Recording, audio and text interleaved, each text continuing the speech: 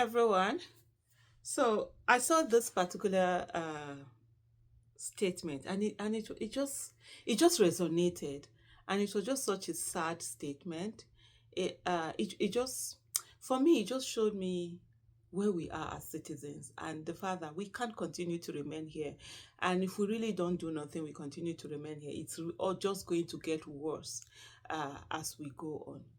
It says for NEPA to put generators in offices and federal government solar at villa and ransom paid to rescue an army general means we are all on our own. And just before I did this, I saw a Sahara Reporters where a particular police officer that his wife had raised alarm that he was missing, she was searching for him, has been found dead. And I thought of the fact that in many countries where things work, if you touch one police man or woman, they will turn that place upside down and go after and make sure they apprehend whoever it is that does it. But in Nigeria, policeman will be killed, policewoman will be killed. The IG of police wouldn't even be bothered. The whole police institution, nothing. Nothing is even being done.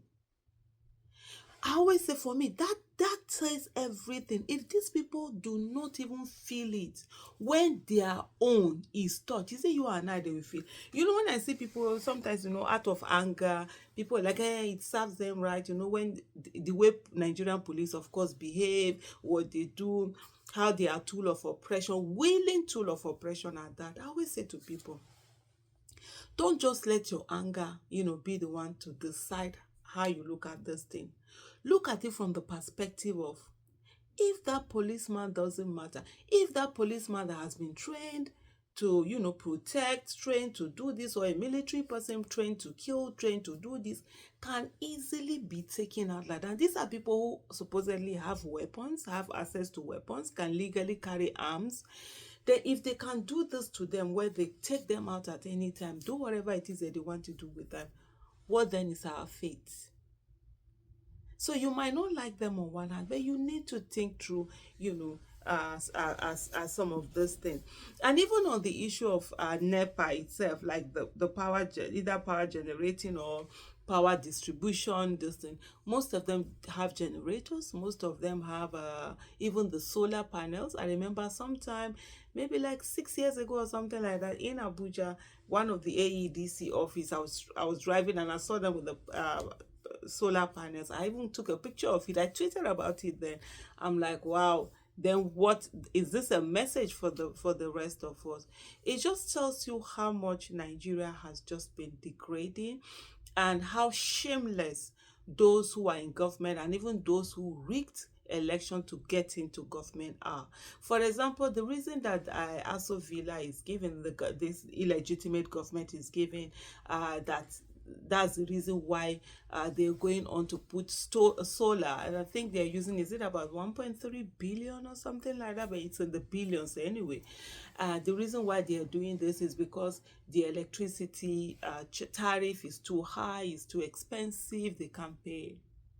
And I'm like, wait a minute, your government, you have access to this raw cash that you just take and you assign to yourself how you want to.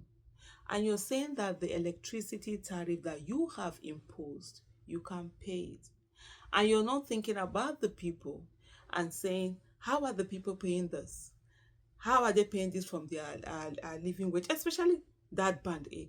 Band A is, it's it's almost, it's a rip-off on its own. It's criminality on its own, because first of all, no place is getting this 20 hours of electricity. They say they are charging this amount because of the 20 hours of electricity they are going to be giving those in band A.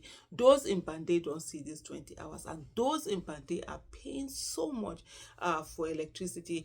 And now more and more people are getting off the electricity. Many people are installing, solar to fully take care of that. They are like, we leave the electricity for you. And with that, and this kind of a thing, it's the more people that are coming, the more you're able to charge, the more the price go out, and then you sell more. It's about something like turnover.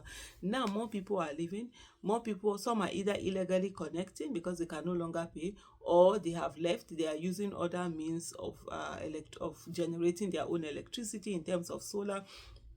Because like my husband used to do the calculation. I personally, I really don't know whatever I'm saying is secondhand information, because honestly, I have a man who takes care of everything. I don't know how much they used to pay electricity. I don't know cost of gas. I've not bought gas in the last 15 years or more. I've not carried gas and still want to buy gas. I don't know how much is gas. I don't know how much is electricity. But the way I'm quoting, it's, if you think that's not factual, please put it away. The way he said right now with that band A, that the electricity cost bill is almost the same thing like what do you call it now, like house rent. So you see people are paying 200,000 per month in just maybe like a duplex, a bungalow, 400,000, 500,000 per month. How much is your house rent? How many people can afford to do that? And then villa, the illegitimate government is saying that they can no longer afford it. And so because of that, they are leaving. Leaving it for who? Isn't governance supposed to be about making life better for the people? Is it about punishing people? Is it about making people suffer? Is it about looting money? Is it just about getting power for getting sake and enjoying the perks of offices and then just looting money the way that you want to? And as we even talk about looting, they are saying out of the 100 billion that has been assigned for student loan, I'm saying whether it's ICPC is saying 70 something billion has been diverted to other this thing.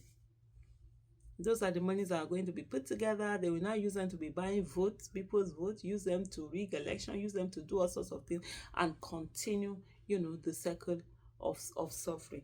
Just those things are really so sad. Honestly, we are on our own, and nobody is coming to save us.